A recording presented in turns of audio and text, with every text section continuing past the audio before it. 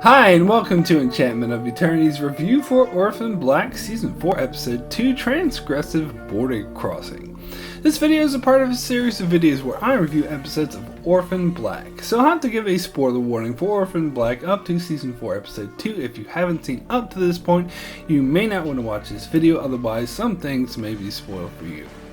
So this was another great episode that reassures me that Season 4 will be better than the last two seasons. We get to see the story unfold in present times, and it pretty much takes off right from the Beth flashback in the previous episode.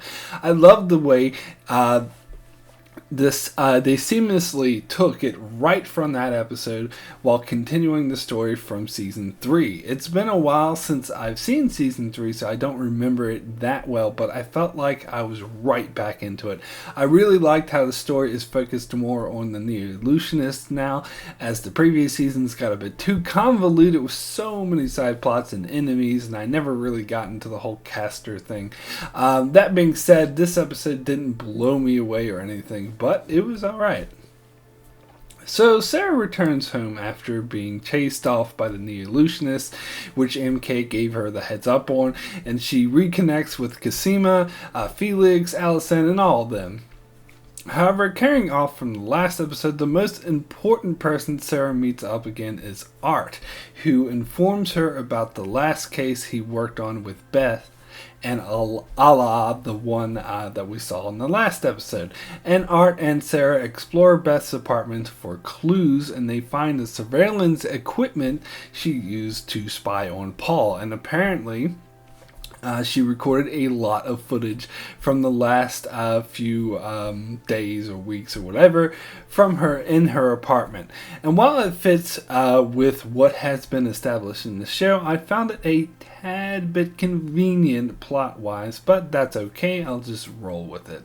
So Art and Sarah go through the footage and find the pregnant Neo-Illusionist who we saw in the previous episode, which leads Sarah on a mission to find her. We also get more flashbacks with Beth, which would explain why they didn't follow up all the way until her suicide in the previous episode. In fact, I think this will be an ongoing thing this season where we get pieces of Beth's flashbacks in each episode up until her suicide. I don't think we're quite there yet. I think we still have a few more flashbacks to go. Like, I wonder if she ended up killing that union rep guy who we saw intimidating her, or if we'll see this guy in present times. I kind of think maybe we might see him in present times and he'll end up being a main villain this season, but I don't know, we'll see. But an interesting piece of information we got is that it's only been 6 months since Beth's death. So that's 6 months since the start of Season 1. I hadn't realized before that the show has been moving this slow. A lot has taken place in this short amount of time, but I suppose that does make a lot of sense looking back on it. The other interesting bit is how Kira is upset that her father is not around, and I kept waiting for Sarah to say, sorry, he's too busy being Dario for Game of Thrones, which of course is the real reason why he's not around. So we continue with the storyline of Cosima dying as she and her lab geek friend try to find a cure. I found it a bit frustrating that she wasn't aware that Delphine is dead. I thought this happened a while ago, but I suppose my memory might be a bit off about this one. I hope she finds out soon and it isn't left hanging forever, because I could see this getting a bit old, but we'll see.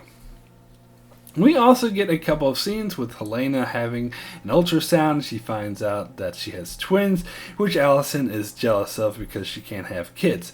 These scenes were okay. I think the comedy with Helena and Donnie was a tad too obvious, but okay, whatever, it's alright. It makes sense that Allison would be feeling jealous, but I can't say I'm actually interested in this. We also get a plot with Felix and how he's not really feeling a part of Sarah's family anymore, and he's going off to look for his real parents. And this I found slightly more interesting, and I do think it makes a lot of sense and is a natural development for his character, and we'll see where they take this. So Sarah does her investigating at the Neo-Illusionist Club and finds out about the weird slug implants that we saw in the previous episode, and that they explode if tampered with, and it has something to do with those people who were killing people and cutting holes in their cheeks and stuff. So Sarah tracks down MK and tries to find out more about them, but doesn't get very far as MK blames herself for Beth's death and doesn't want the same thing to happen to anyone else. So apparently Beth knew more about the slug implant than she let on, and we get another flashback where we see how close MK and Beth were, and that something was really bothering Beth. But we're still not entirely sure what. So I'm starting to think these slug thingies have something to do with why Beth killed herself. After all, MK thinks she's responsible for Beth's death, so it looks like it's all related. So I think this will be building up in the flashbacks gradually as the season progresses. And then we end the episode where those killers we saw in the previous episode meet up with Sarah but aren't interested in her, as they're actually looking for MK, and we find out that Sarah has one of those slug implant thingies as well. So I like this. They're setting up pretty interesting storyline for season 4 that's not so convoluted, and it ties back perfectly into Beth's storyline, which I'm finding quite interesting, so I can't wait to see where they take it from here. So my rating for Transgressive Border Crossing out of 10 is an 8, extremely good.